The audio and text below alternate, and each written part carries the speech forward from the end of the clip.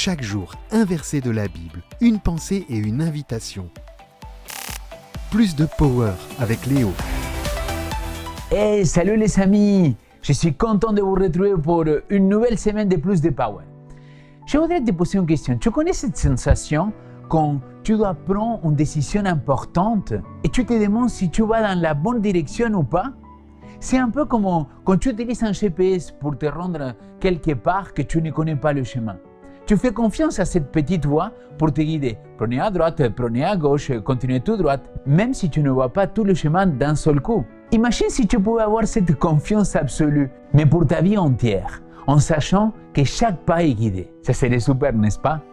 Mais l'apôtre Paul, il nous parle un petit peu de cela. Ainsi, votre foi ne repose pas sur la sagesse humaine, mais bien sur la puissance de Dieu. Non, j'annonce la sagesse du projet de Dieu, caché aux êtres humains.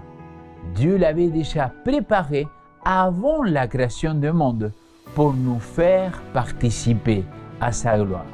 1 Corinthiens chapitre 2, versets 5 et 7. Ce texte nous dit que la sagesse que Dieu nous offre n'est pas comme celle que le monde connaît. Elle vient d'un plan divin conçu bien avant notre existence, prévu pour nous mener à sa gloire.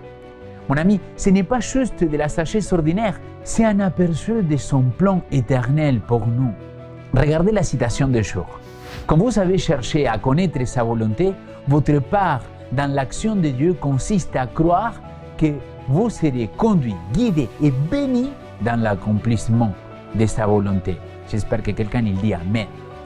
Nous pouvons nous défier de nous-mêmes, des peurs, de mal interpréter ses enseignements.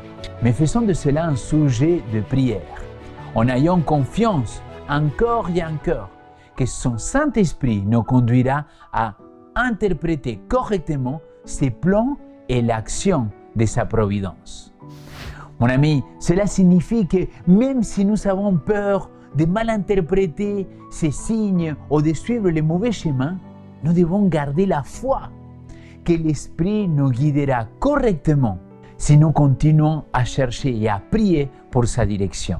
C'est-à-dire croire en la direction de Dieu, c'est accepter de lâcher le contrôle et de faire confiance à une sagesse, à une guidance qui dépasse notre entendement. C'est s'engager sur un chemin parfois invisible, avec la certitude que chaque pas nous rapproche de la réalisation de son plan parfait pour ta vie et pour la mienne. Je voudrais t'encourager cette semaine que la prochaine fois que tu vas te trouver dans un carrefour, au lieu de te stresser, prends un moment pour prier. Demande à Dieu de te montrer le chemin.